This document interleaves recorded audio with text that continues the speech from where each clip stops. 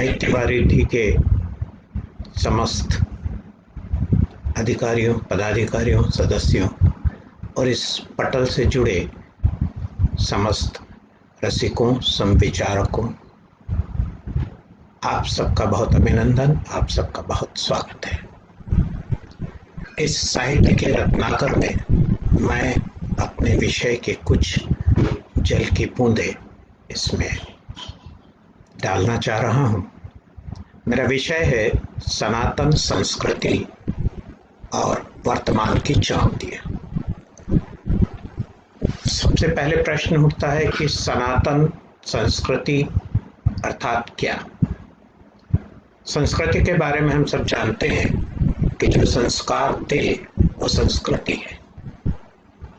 तो फिर सनातन क्या?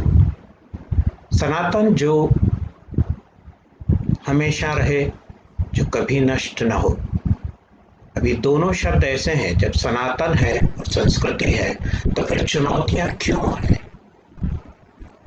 सच बात यह है कि संस्कृति एक प्रवाह है जिसमें हमेशा कुछ न कुछ बाधाएं आती हैं, क्योंकि जल जब अपना प्रवाहित होता है तो निश्चित रूप से बीच में कुछ पत्थर, कंकड़, पहाड़, चोटियां, उबड़ खाबड़ जमीनें आती हैं और तब हम उन चुनौतियों को सामना करने की कोशिश करते हैं। वही मेरा विषय है कि सनातन संस्कृति में हम किन चुनौतियों का आज सामना कर रहे हैं। हमारी संस्कृति वेदों की संस्कृति रही है, लेकिन आश्चर्य की बात है कि वेद ऐसी कोई शिक्षा नहीं देते जिससे संस्कृति बने, क्योंकि वो उनकी जीवन शैली थी। जिस जीवन शैली को वो जीते थे और वे कोशिश करते थे कि हम इस तरह की जिंदगी जिएं जो दूसरों को भी प्रेरणा दे सके। उसके बाद कुछ स्मृतियां आई जिन्होंने कहा कि जीने की इस तरह की शैली होने से आप समाज को कुछ दे सकेंगे, एक व्यवस्था बना सकेंगे जिसमें हर व्यक्ति का एक अपना दायित्व होगा, हर व्यक्ति का अपना एक कर्तव्य होगा, हर व्यक्ति की अपनी जिम्मेदारी होगी और समाज के लिए वो क्या कर सकता है ये उसके लिए महत्वपूर्ण होगा। हमारे जितने भी दर्शन हैं वो सारे दर्शन कहीं ना कहीं हमें उस तरफ ले जाने की कोशिश करते हैं कि हम उस अंतिम लक्ष्य तक पहुंचे जहां पर इस जीवन को मोक्ष मिल सके। आश्चर्य की बात है कि वो सारे दर्शन अलग अलग परिधि में बने हुए हैं। आज से कई साल पहले उन्होंने ये सोच लिया था कि जिस तरह की मानव सभ्यता आगे विकसित होगी वो इन चीजों को कहीं ना कहीं नकारने की कोशिश भी करेगी। इसलिए हर दर्शनकार ने अपनी तरह से उन दर्शनों को प्रतिपादित किया है। चाहे हम सांख्य दर्शन की बात करें जिसके यहाँ ईश्वर कुछ नहीं है, लेकिन जब हम योग दर्शन की बात करते हैं तो वहां ईश्वर है। नास्तिक दर्शनों में जाएं तो चारवाक भी हैं जो कहते हैं कि ऋणम कृत्वा घृतम पिबेत। आश्चर्य की बात है, उन्हें शायद मालूम हो गया था पहले ही कि 20वीं सदी और 21वीं सदी में लोग आएंगे जो कहेंगे ऋणम कृत्वा घृतम पिबेत। यही चुनौती आज हमारे लिए सबसे महत्वपूर्ण हो गई है, जो हर उस चीज को नकारती है जो पुरातन है। हमको लगता है कि ये जो भी हुआ था, जो जिस तरह का उन्होंने हमारे साथ में किया है, ये एक तरह का ढोंग था। सबसे दुख इस बात का होता है कि कई बुद्धिजीवी इन सारी चीजों को अपने तरफ से ठीक करने की कोशिश करते हैं, बताने की कोशिश करते हैं कि जो हम कह रहे हैं, जो आज हम कह रहे हैं वही सही है, पहले जो किया गया है वो सब गलत था। संस्कारों की एक तरह से लुटाई हो गई। वो जो हमारे पुराने पीढ़ी के लोग थे उनके साथ वो संस्कार कहीं गुम हो गए हैं। गुम किस लिए हुए हैं, क्यों हुए हैं और हम क्या कर सकते हैं? आइए हम इन्हीं बातों पर चर्चा करते हैं कि क्या हम इस तरह की चुनौती का सामना करने के लिए सक्षम हैं? क्या हम ऐसी कोशिश कर सकते हैं कि जो चुनौतियां संस्कृति को लेकर आई हैं ये कहीं न कहीं हमारे इस प्रवाह को निरंतर कायम रख सके। सबसे पहले मैं साहित्य वारिधी के तमाम सदस्यों को उनके स्थापना दिवस की बहुत बहुत बधाइयाँ देना चाहूँगा। आज उनका एक विशेष कार्यक्रम भी था और मुझे पूरा विश्वास है कि कार्यक्रम बहुत सफल रहा होगा। आज के स्थापना दिवस पर मुझे बोलने का अवसर दिया गया, मैं आप सबका बहुत आभारी हूँ। तो हम वापस विषय पर लौटते हैं। इस संस्कृति के बारे में कहा जाता है कि यहाँ पर बहुत शोषण हुआ, यहाँ पर स्त्रियों के प्रति कोई सम्मान नहीं रहा और इस तरह का हुआ, उस तरह का हुआ। तो मैं विशेष करके स्त्रियों के सम्मान के बारे में बात करूं। यदि स्त्रियों को हमारे यहाँ पर शोषित माना जाता रहा होगा तो वो कौन थी जिसने विज्ञापन से भरी सभा में वेदों पर बहस की थी? क्या गार्गी था उसका नाम? वो कौन थी जिसने शंकराचार्य को अपने शास्त्रार्थ में हराया था? अपने पति के हारने के बाद मंडन मिश्र की पत्नी उदय भारती। ये ऐसी स्त्रियां थी जिन्हें वेद पढ़ने का अधिकार था, जिन्हें मंत्र बोलने का अधिकार था। तो फिर वो कौन लोग हैं जो हमसे कहते हैं कि किसी स्त्री को वेद पढ़ने का अधिकार नहीं था?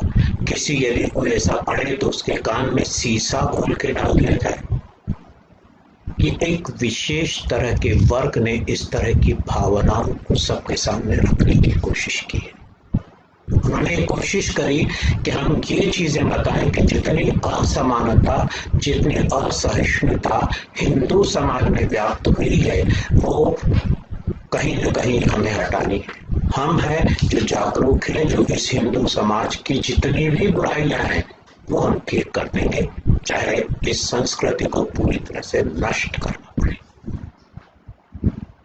पहली ही बात आती है कि हमें पढ़ाया गया कि हिंदू शब्द जो आया है वो सिंधु नदी के आसपास रहते थे और क्योंकि अफगानी सा को ह बोलते हैं इसलिए जो उनके पास में रहते थे उनको उन्होंने हिंदवी कहना शुरू किया।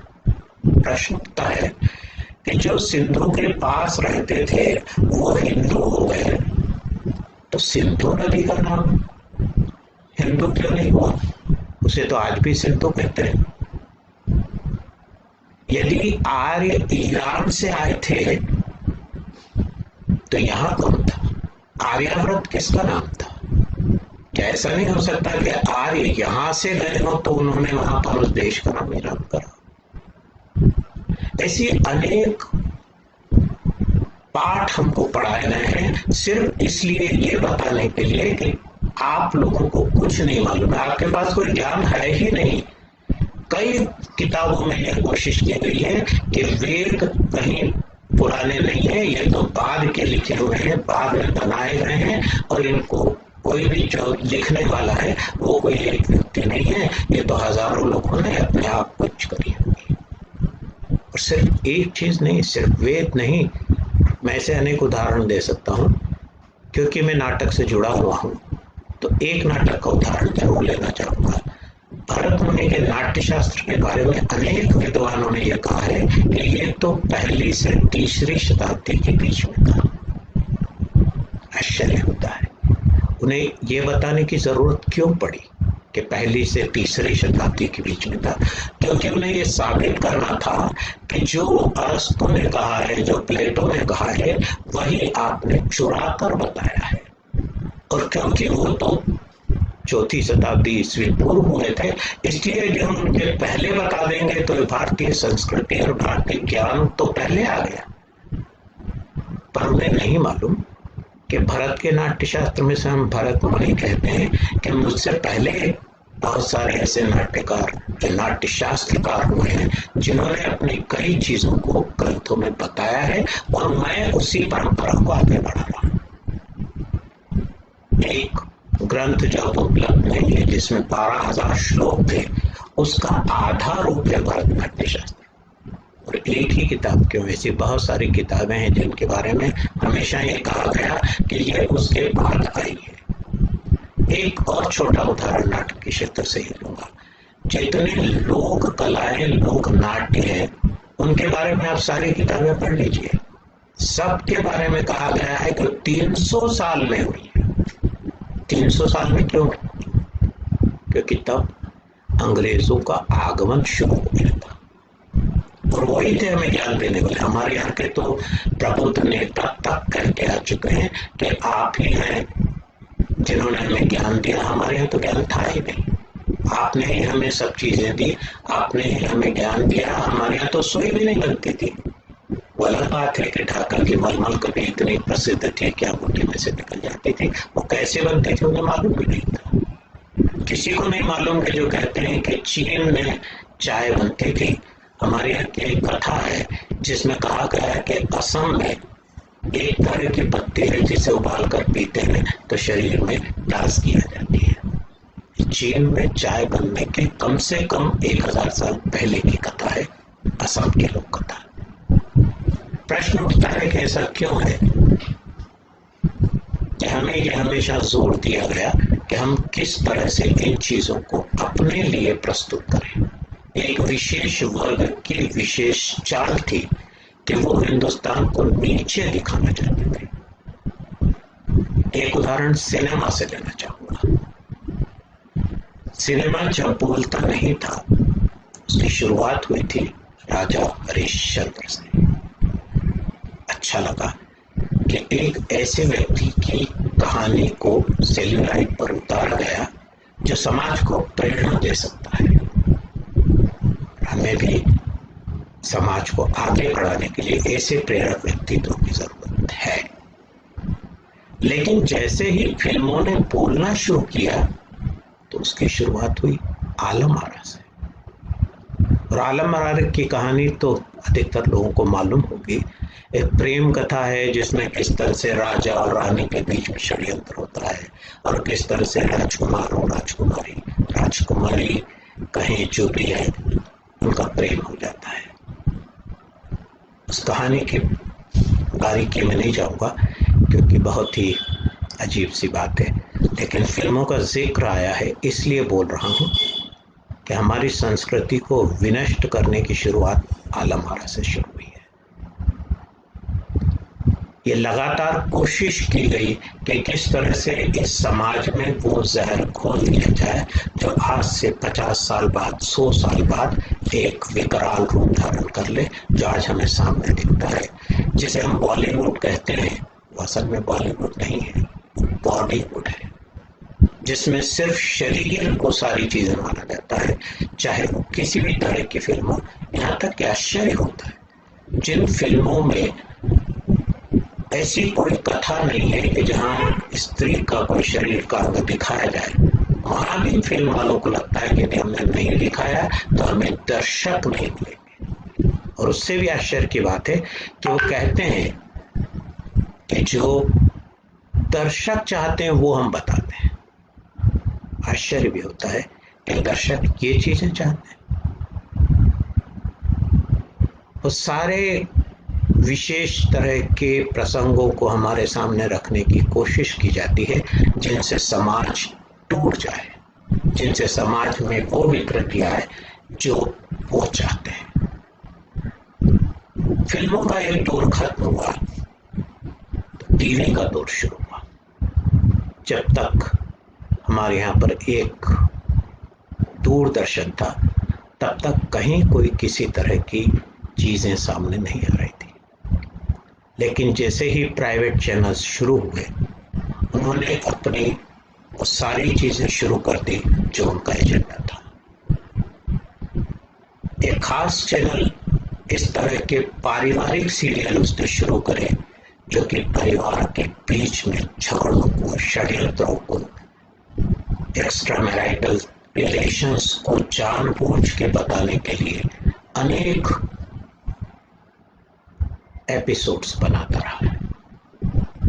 दुख इस बात का भी है कि वह चैनल अधिकतर महिलाओं द्वारा देखा जाता रहा है। और आज की स्थिति तो यह है कि उस तरह के सीरियल, उस तरह की फिल्म्स, उस तरह के गाने, उन पर बच्चे शादी और ब्याह में नाचने लगे उनके गानों पर। किसी को शर्म नहीं आती कि किस तरह से हमारे बच्चे ये चीजें कर रहे हैं। जिन रियलिस्टिक शोज में जाते हैं और वहां पर छोटे छोटे बच्चे उन बड़े लोगों के गाने गाते हैं, जिसमें वो उन सारी चीजों का वर्णन करते हैं जो बड़े लोगों के लिए होती है। वहीं पर उनके माता पिता बैठे रहते हैं, वो तालियां बजाते हैं।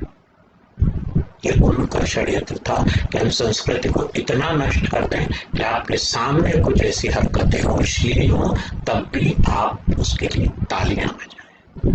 आप देख रहे हैं आज किस तरह से हमारी संस्कृति को नष्ट किया जा रहा है। ये नहीं है कि कुछ अच्छी फिल्में नहीं बनती हैं, कुछ अच्छी चीजें नहीं होती हैं, लेकिन उनका असर कम होता है क्योंकि सामान्य रूप से व्यक्ति बुराई की तरफ जल्दी झुक जाता है। हमारी चुनौती एक तरह की यह है कि हम किस तरह से उन लोगों से जो इस तरह का षड्यंत्र लेकर हमारे सामने आए हैं, उनके लिए हम अपने प्रयास कर सकें कि हमें इस चुनौती का सामना करने के लिए साबित हो सके।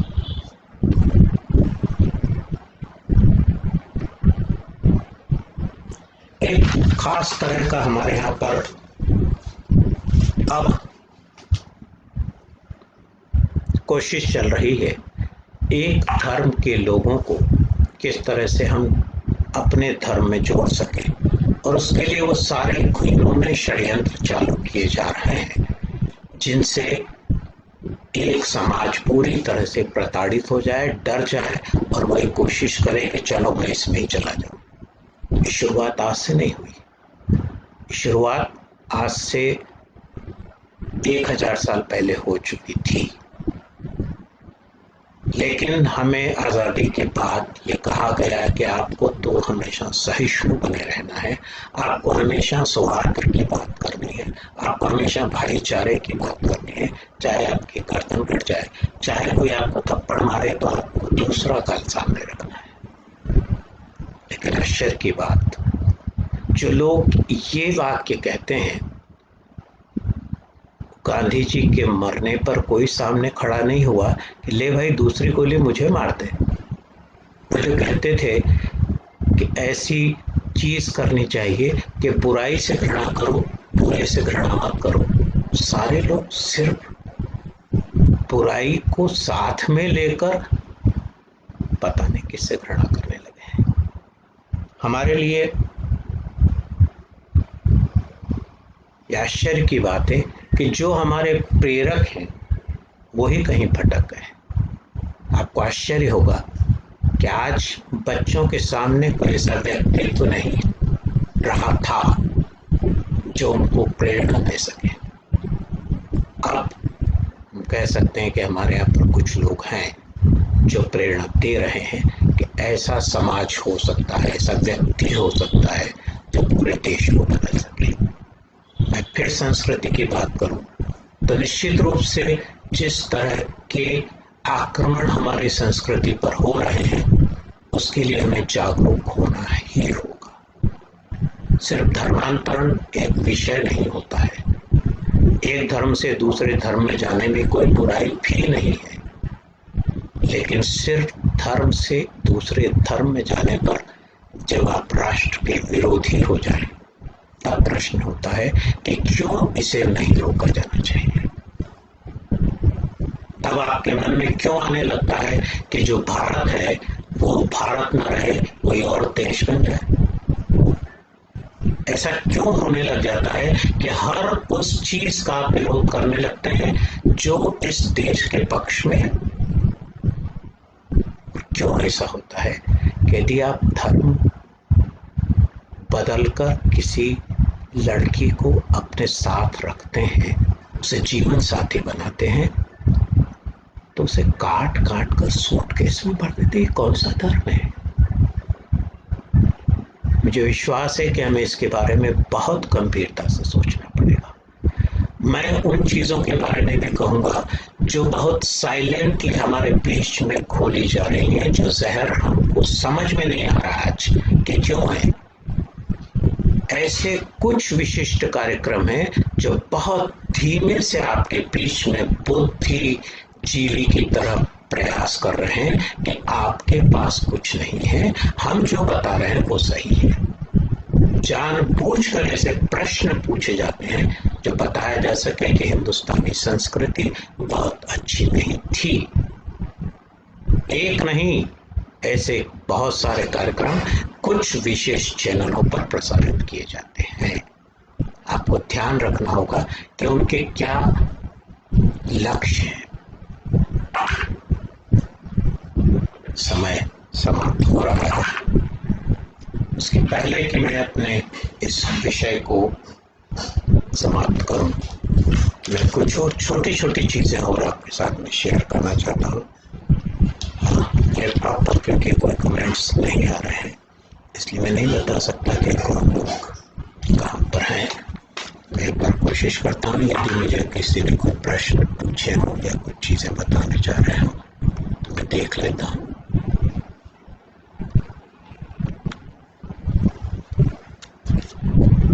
नीचे हैं, इसलिए मैं अभी उनको नहीं देख पाऊंगा।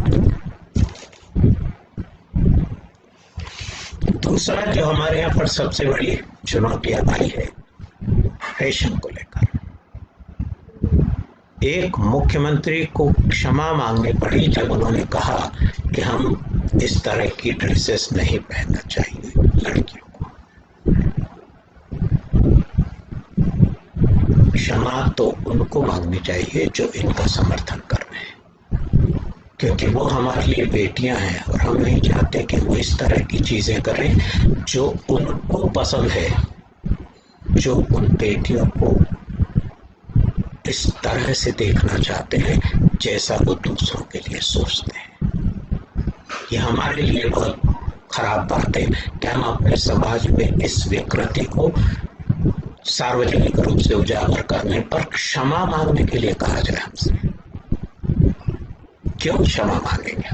हम जो कह रहे हैं वो सही कह रहे हैं। कोई भी इस तरह की समाज में महिलाएं या लड़कियां या जो भी है इस तरह की यदि कोई ड्रेस पहनती है और वो ऊपर से इस तरह के तर्क देती है कि आपकी नजरें गंदी हैं, तो ये सोचना पड़ेगा कि इनको किस तरह के संस्कार दिए गए हैं।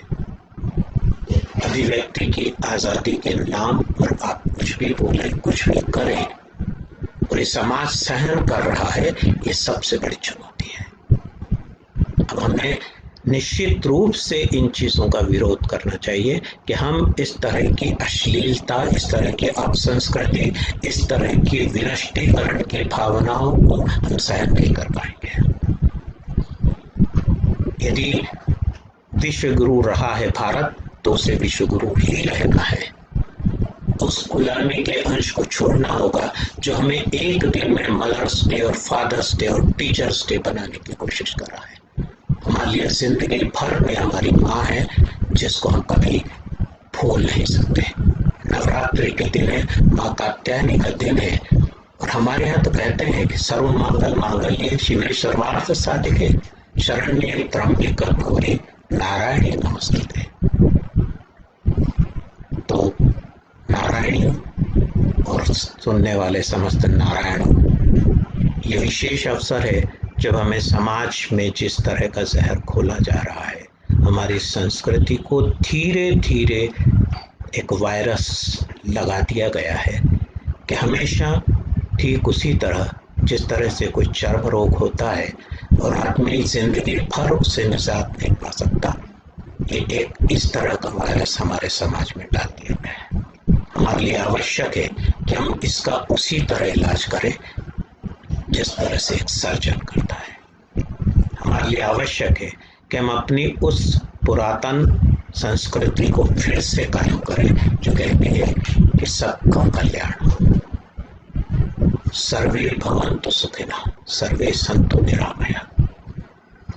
हम तो कभी असहिष्णु रहे ही नहीं। हमने तो हमेशा अपने दिल में हर एक के लिए जगह रखी है, अपने आंगन में हर एक के लिए जगह रखी है, अपने हर काम में हर एक के लिए जगह रखी, लेकिन हमें यह बताया जाता है कि हमने ऐसा कुछ नहीं करा है जो उनकी ताकत थी जिनके कारण वो जीत पाए।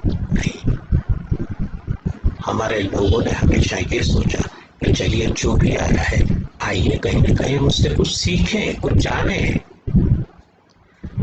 यही हमारी कमजोरी भी रही है कि हमने इतना आदर दिया कि उन्होंने अपने आप को हमारा मालिक समझ लिया, हमारी संस्कृति को पैरों की जूती समझ लिया। उन्होंने ये समझ लिया कि ये जो करते हैं ये सिर्फ रौंदने लायक है। बच्चा जब किसी तरह के नशे में गुम हो जाता है और पूरा एक विशेष समाज उसको बचाने के लिए लग जाता है, तो आपको सोचना पड़ेगा कि ये किस तरफ ले जा रहे हैं। हमको क्या ये कर्तव्य नहीं हमारा कि हम आगे आने वाली पीढ़ी को ऐसे जहर से बचाएं? क्या ये हमारा कर्तव्य नहीं कि हम इन्हें वो शिक्षा दें जो उनके जीवन के लिए उपयोगी हो? हमारे लिए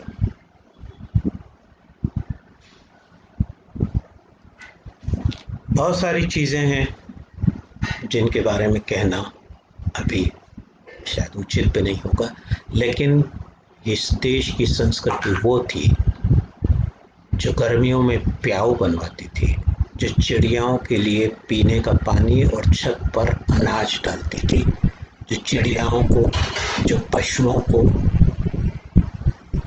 पूजने का काम करती थी। और सिर्फ पशुओं या सिर्फ पक्षियों को नहीं, हमारे यहाँ पर तो नदी और पेड़ों को भी पूजा गया है। ठीक है, बीच में कुछ लोगों ने अपनी अपनी चीज़ों को इसमें डाल दिया, जिसके कारण कुछ कमज़ोरी आई है और हम उन्हें ठीक भी करेंगे, हम उन्हें आगे भी सुधार सकते हैं, लेकिन हम यह नहीं कर पाएंगे कि हमारी संस्कृति पूरी तरह से खराब है।